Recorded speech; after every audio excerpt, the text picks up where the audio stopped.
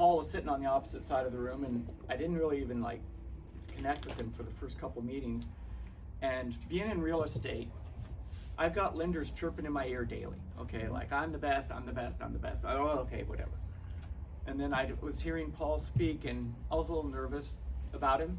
And then we went out and had a sushi break together, and we instantly bonded. And I consider him one of my best friends now. We've got a side business outside of BTN that we work on together. And this guy has grown my real estate business tremendously because it's given me confidence to do things that I would have passed on before. Situations where the person, well, I can't sell because I can't, it's just always a problem. And I didn't like problems, so I would move on, because every lender that I'd ever refer, it ended up coming back to me, and then I'd have to like be the middleman between the lender and the client, and I hated it. I hand my clients to Paul, and there's never a problem.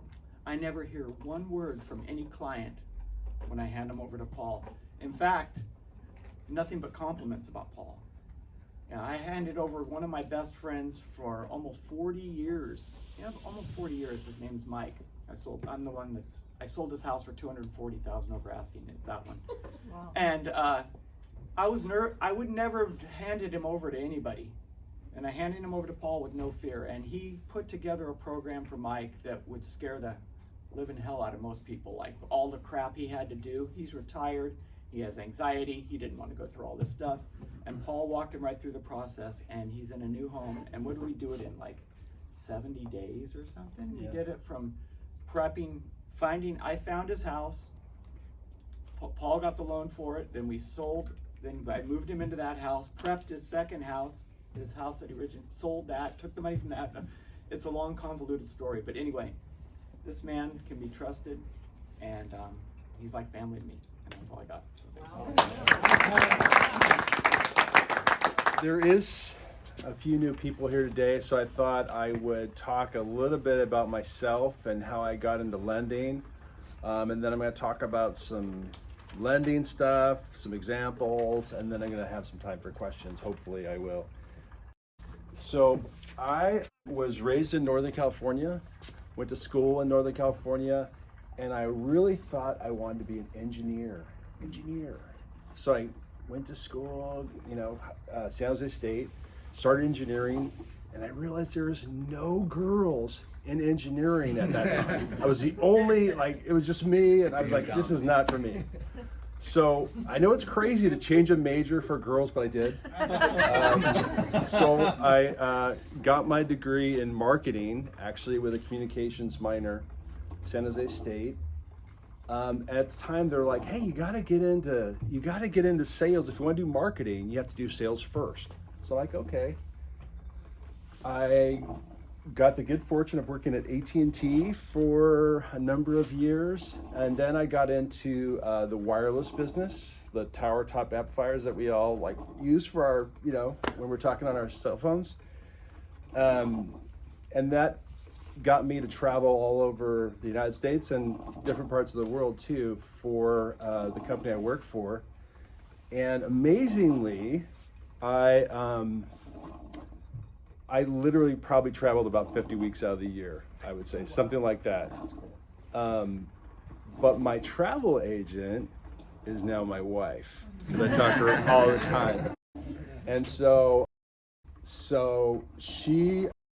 Sabrina she does corporate travel for American Express, and it works out great because one of my passions is travel, adventure. I love stuff like that. And so we have 3 kids. Ben is our youngest one. He's 17, plays tennis, which went to a little tennis event last night. And so he's in high school. And then Max is our oldest boy. He's going to Saddleback, right? And he's studying English.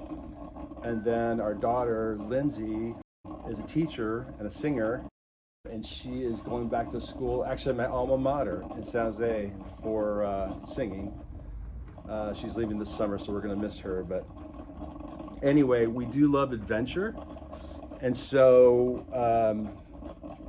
I'll give a few examples. So the last trip that we did, well, I mean, if you ever need local stuff, let me know. But we'd love to go to Idlewild. We have some great places that we go there at least probably a couple times a year. We go to Idlewild. We love Joshua Tree. We'll be going there next weekend, the weekend after. Anyway, we're going to Joshua Tree. And then last year went to, and this was a great trip, Scotland, Ireland, and Great Britain. So that was amazing. But it's like, you know, when my wife does it, it's not like normal travel. It's like, okay, you're staying at this castle, you know, and you're not staying in the big cities. You're staying in like small cities. So it was amazing. But probably the biggest adventure, I would say, was I did backpacking through Chile for a couple of weeks with one of my best friends, and that was amazing. And we did nothing but, we stayed one night in Santiago at a big hotel, but the rest of it was all backpacking and camping, and it was just amazing. The most amazing thing is the sun never goes, I mean, the sun goes down at like, 10 o'clock or something at the time we were there. So it was just like, you could just live so much life because the days were so long. Anyway, so after all the sales stuff, right, I bought a house. Well, actually, when I was in Chile, my house closed in Laguna Niguel. And at the time, I've told many of you, I was the only single guy in all of Laguna Niguel, right? Anyway, we got married and had our kids, and I decided I didn't want to travel anymore, right? Because you lose so much time, personal time, hobbies, all that stuff goes out the door when you travel like that. And so I got into mortgage, and it was a process, right? Transitioning from a regular job to all commission with a family. But I did it. I did the change, and I've loved it. It's been great for my family, for the flexibility, for travel, for just helping people out. And almost right after I got into the business, it was, a lot of people were transactional, like, hey, I've got this referral source, or I buy these leads and stuff like that. But I switched the mentality almost right away to, this is a referral-based business, and I'm just gonna serve the people as best I can and try to earn referrals and stay in contact, right? So that's what I've done, and it's worked out really well. And we're not just there for the transaction. I'll give a couple examples. Like, I just had a client that I did a reverse mortgage for, how many years ago? Probably 8 years ago, I did a reverse mortgage for this wonderful lady in Laguna Niguel. And after we closed, she was Greek. She invited my family over to her house, and she made this, with her sister, this beautiful Greek, meal that we shared, which was awesome. But we've stayed, in touch every once in a while through the years. And her sister called me yesterday. She's having, some memory problems, but I was helping them look through she was in business still, some of the contracts they had. I know I'm not an attorney, but, and just trying to help them to save some money and get out of those contracts. But anyway, so that's what we do. Or I had a client that just called me a couple days ago. Hey, I've got this second. It's kind of a high interest rate. It was like 5.6%. I'm like, that's not high, okay? But anyway, I just gave her guidance on, hey, you need to stick with this. You need to stick with that. It's okay. It's not going to change. It's fixed, So we like to think that we're there for our clients through the transaction and at the end. And I would say probably and I've talked about this before, how many people have heard of somebody falling out of escrow? Anybody heard of that? Yeah. Right. We specialize in not doing that, right? The mortgage business is all about, in my practice, about doing all the work up front, right? So that when you go through the transaction, No surprise. there's no issues. But anyway, that's just a little bit about how I got into the business. I thought I would talk a little bit about a couple of things. I think I might have grilled into you guys how credit works, but I'm still going to talk about it for some of the new people, and also a couple other terms and stuff. People ask me about rates. I'll talk about a few programs. But a lot of people right now, and the client that you were talking about, Mike, if you are doing, let's say you have a big chunk of money, or you want to buy a house before you sell your house, but you don't want that big mortgage, right? A lot of lenders, depending on the loan size and lender, will allow you to do something that's called a recast. And what is a recast? A recast is taking a chunk of money and putting it towards your mortgage and saying, I want you to recast this loan. It's not a refinance, right? You keep, let's say you're in year 23, you're still in year 23. They just take that lower amount and rewrite the note for you at that lower amount, which lowers your payment, right? So if you take a big chunk of money and you put it towards your mortgage, one choice is to shave off years, right? But if you recast, you're lowering the payment. So tomato, tomato, but it depends on where you are, cash flow and everything else in life. But it works well if you're gonna buy a house before you sell, and now you can recast the loan. And we do it with seconds and things like that too, but yeah, so that's what a recast is. And then I don't know, maybe you guys I'm sure I've drilled into your head how it works with credit cards and all that and raising your FICO score. But if you're going to be making a purchase of any kind, whether it's a car or a house or whatever the case may be, people always say to me, oh, I pay off my credit cards every month, I don't carry a balance, and that's cool. But when we look at credit, it's like a snapshot in time, right? So what is your balances today on that card versus what is the limit? That's what your FICO score is going to be based on for the most part. There's lots of other things that go into it, but that's a big part of it. And so we always encourage our clients, if you're getting ready to buy a home, make sure that you change your behavior, right? People are like, I get points and I use it for everything. I don't care. Just keep the balance really low, below 30%, right, on the cards, even though you pay them off each month. But when you're getting ready to do something like that, you want them below 30%. That'll get your score to go up. If your score is if your balance is between 30 and 50% of what's available, your score stays the same. And if it's above 50%, it hurts your score, right? Just so that, your kids know how it works, because no one ever tells you how it works, right? Your kids don't know how it works either. Rates, everybody asks me about rates. Gosh, I wish I could tell you what exactly is going to happen with rates. There's a lot of stuff happening this week. So the Fed is releasing their notes on their last meeting tomorrow. So we'll see what they have to say. I don't think rates are going to go up. Will they come down? Maybe one time, just for political purposes, because this is, right now what we're doing isn't based on what we should be doing. It's just, I don't know what it is. But normally when you're in this situation as a country, you cut spending, right?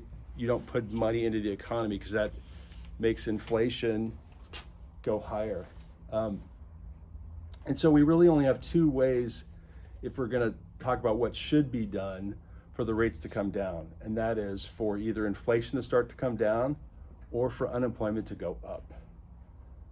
I'm thinking unemployment's going to go up. Is probably what's going to go down to make interest rates go down a little bit. We'll see.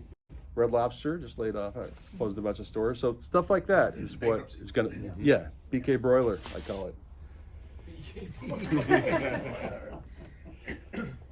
And then I'm going to talk a little bit about a couple of first-time homebuyer programs.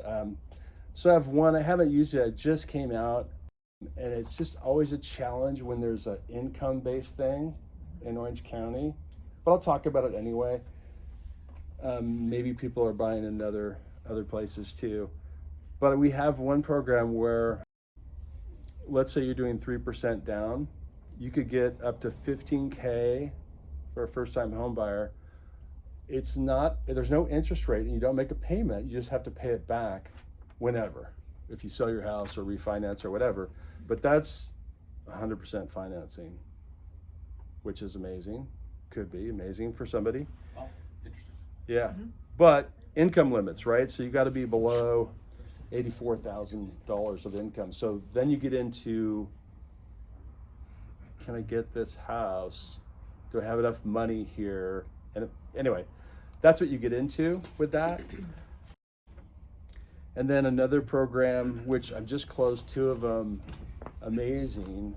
So for these 2 families, one's a first-time home, well, they're both first-time home buyers. One's just a couple with no kids, and one has 4 kids. So, but we're able to, this is amazing because it's not income-based. It's just based on what is your address right now. And based on that address, we can get people $5,000. It's just a grant. You don't have to pay it back, nothing. And $500 towards their appraisal, and $500 towards their home warranty. So we have to talk and know before you write your contract, because we want it written a certain way to make sure we get all that money. So that's been real popular lately. And then one other example before I take questions. So I also do reverse mortgage, as you guys know, and I have some clients that didn't want to do a reverse mortgage for whatever reason. There's a lot of stigma about reverse mortgage, or fear about reverse mortgage, but they have to, right? They're in a situation where they've just had a lot of stuff happen in their lives, and they got a lot of debt and stuff that they need to take care of to live a normal life, but they have good income. It's just, one of those things. And so what I was able to do was a reverse mortgage second, so they can keep their first mortgage the way it is. I can consolidate all their debt with this reverse mortgage second. I said, don't worry. If you want to, you can still make a payment, and you can still pay it off. You can still, do whatever you want. It's fine. And so that's how I was able to get them through the fear of reverse mortgage, was just pay the interest and pay the MI. And if you want, pay the principal. No problem. Pay it every month, just like a regular mortgage. But we're able to get you qualified where you could never qualify before, because of debt to income, because of FICO score, everything, right? Because they let their debt get too high. So that's just some of the creative stuff that we can do for people to help them out at whatever their situations might be. But I've done a lot of blabbing, so I would like to open it up and see if anybody has any questions for me. Paul, one of the things that I've got in the back of my mind, and I haven't explored it at all, is, so my kids, I think, eventually are going to be looking at some property. Could be a couple years from now, I don't know when, but it's like, how do I help them get into a property? Is this something, do you see a lot of where parents, maybe even grandparents, also come in, everybody comes in together, and is that a hard deal to do? Is it common? No, it's very common. You should be thinking about? It's very common. I mean, we see it in a number of ways. Sometimes it's just gifts of money. Sometimes it's co-signing for a loan, right? And one of the things that people are concerned about, huh? Are all parties usually on the grant deed? Well, you can do it where everybody's on the note, but only your daughters in this case would be on the deed, right? As an example. But what most people are concerned about is, well, that's cool, but what if I want to do something now? I co-signed for my kids, and now I want to do something, I'm totally screwed. Well, how does that work? The way it works is if you're on the note, right, but your kids are making all the payments, the mortgage, the taxes, the insurance, everything, right, for 12 months, now when you go to get a loan, the lender's going to look at it like, hey, we're not going to count that debt against you. Somebody else is paying it. Now you have to prove that they're paying it, but that's one. And then usually what the plan is to do this for a period of time until they can refinance and take you off. Because that's the ultimate, right? Is you ultimately want them to have it all in their name and you not on there. And so a lot of people plan on, hey, when this happens and that happens, I'm going to refinance and take my parents off. Yeah. Is that answer? Very common. Good. I have a question. Yeah. How long have they been giving grants away or specialty pieces for first-time buyers? I mean, it's been happening for a long time, I would say, but usually there's a catch. Like, okay, here's this special grant program and you're going to pay this higher interest rate over here, in exchange you get this grant. This is just Free money. it's basically free money. You're getting a loan like anybody else would, the same rates. I mean, it's still whatever, maybe it's 3% down. Who's giving the money? Fannie Mae. Okay. Fannie Mae for the 5K, and for the 15K program I was talking about, the zero down, that's just a lender that I work with. Isn't it amazing what higher interest rates yield? Right? Grants. There you go. Creative. Well, they want people to Buy houses. get homes, right? Keep the economy moving. Yeah. Yeah. The first example you were giving us is that, you know, this lady that you gave a reverse mortgage to 8 years ago, now she's having some memory issues. My understanding of the reverse mortgage is that it has to be your primary residence. Mm-hmm. So if she's having memory issues and her daughter has to put her in some sort of a care facility, what happens to this mortgage, and how do Yeah. they close it out, or Yeah. what do they do? Yeah. So I'll answer your question. I'll tell you about this lady specifically, and then I'll answer your question. So in this case, she can function. She's perfectly functional. What she doesn't have is short-term memory. So she's able to like do stuff. So she's going to stay there at least for now. But her sister is in Boston, so we'll see how. I'm not sure how that's going to go. But to answer your question, if you have a reverse mortgage, there's a couple things you have to keep that reverse mortgage, right? One is you have to live in the home, right? If something happens and you go to a care facility, that's okay for up to a year. After a year, you have to do something, right? Because, and from the lender's point of view, they don't want the house to be empty and something to go wrong and lose the whole asset, right? Is where they're coming from. So what they would have to do if it turns into something like that is probably sell the house. And a lot of people say to me, well, okay, how does that work? Well, here's how it works. If there's equity, like say you've had the reverse mortgage a long time, right? And there's no equity and you're totally upside down and you don't care because you didn't pay a mortgage and you're good. If it's upside down, or if there's a lot of, if it's upside down, you just say to the reverse mortgage lender, hey, you know what? I'm moving out. It's yours. They sell it. The cost for the real estate, you know, paying the realtors, all that is all taken care of. So when you get a reverse mortgage, at least a certain kind of reverse mortgage, there's mortgage insurance. And the purpose of that mortgage insurance is to take care of stuff like this, so that they can take care of the real estate, they can take care of it being upside down, all those kind of things.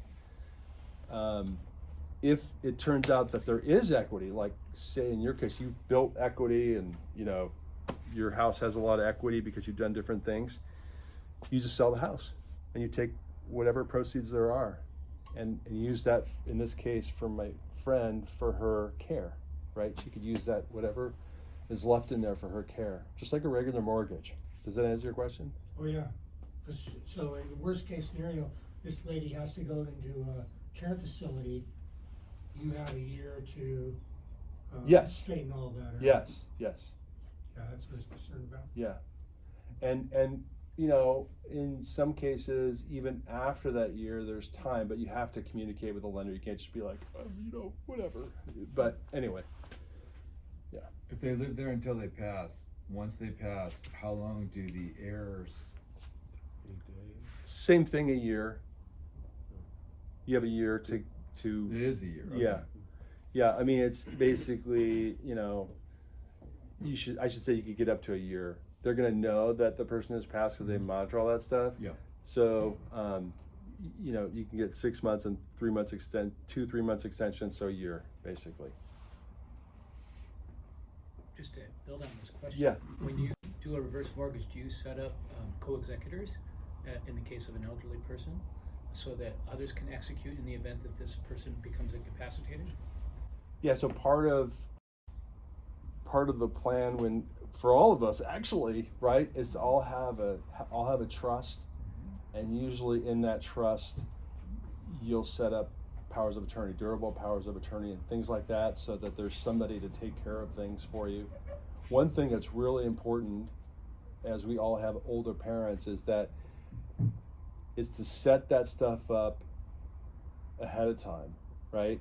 And the other thing that's really important is before you need to do the power of attorneys and stuff like that like now, right? And I say now because once, for a reverse mortgage anyway, once somebody starts to lose their cognitive ability, now the reverse mortgage lender is going to check and see that when the power of attorney was executed, were they of sound mind and body, right? So you can't go back and do stuff. You need to set stuff up ahead of time, especially the power of attorney, so that you don't have any issues later. Does that answer your question? Sort of, yeah. What was the nuts? The premise of this was if, when the reverse mortgage is originated and the person doesn't have a trust, is there any clause in the reverse mortgage that says my daughter or my son or my There is something that says this person can, you have to name somebody that is going to be a contact if they can't get a hold of you. or if you're not present, so to speak. If you're not present. But the Right. smart thing would be The trust. trust, power of attorney. Got to You do need an it. attorney for that. You really do to do it right. All right. Yeah. You have one next to you. They're not Yeah. that expensive though. I'll refer you to someone. Yeah. There you go. There you go. So unless that trust is set up, I mean, there's no other fail safes to keep it from going into like a There probate? there is, but it requires going to court, and it requires time and money, and you don't want to. It just doesn't work. It doesn't work usually because you're in a situation usually where you need to do it. Immediately. Yeah. It's not like I got 6 months or a year to deal with this. I was just gonna say, I get called a few times a year, somebody's in a hospital, and usually it's not good. It's a very short window of time, and they're trying to take care of that. So to Paul's point, you really wanna have that done ahead of time. And I did have to turn somebody down, because I asked the guy, I said, do you know what document you're signing tonight? I have no idea. End of story. Sorry, I cannot help Yeah. you. So. Yeah, it's true. Okay. So you mentioned that you specialize in not falling out of escrow, and I just wanted to hit on this. Paul does something unique, and it may not be unique. It sounds common, like it makes sense, but when he does these crazy loans where he's figured out this and he's moving money from here to there and he's making this thing happen, it could be a reverse 1031 exchange, it could be anything, is he runs 2 or 3, maybe even 3, I don't know, loans side by side, so that if one fails, when you get up to the end of the contingency period and it's not good, he's got the other one. He literally runs 2 loans at a time, right? Well, if you're pushing the limits, if you're pushing the limits of what we're doing, then I will have a backup lender. So But most of the time, no. It's just comfort as a realtor knowing Yeah. that if this one fails, we've got a backup plan, and my client's not going to jump in my face. Like, Yeah. It was nice to be able to present that in that scenario, so Yeah. they didn't have to worry. You Yeah. know, it's interesting. There's not many industries you can do that. Yeah. True. You can't do that in real estate, really. True. And you can't do this in construction. True. And that's one of the advantages of dealing with a broker, is I deal with a lot of different companies. So it's not like I just have one lender. I don't have to run credit again. I don't have to do any of that. I just work with more than one lender. Yeah. All right. Thank you. I appreciate it.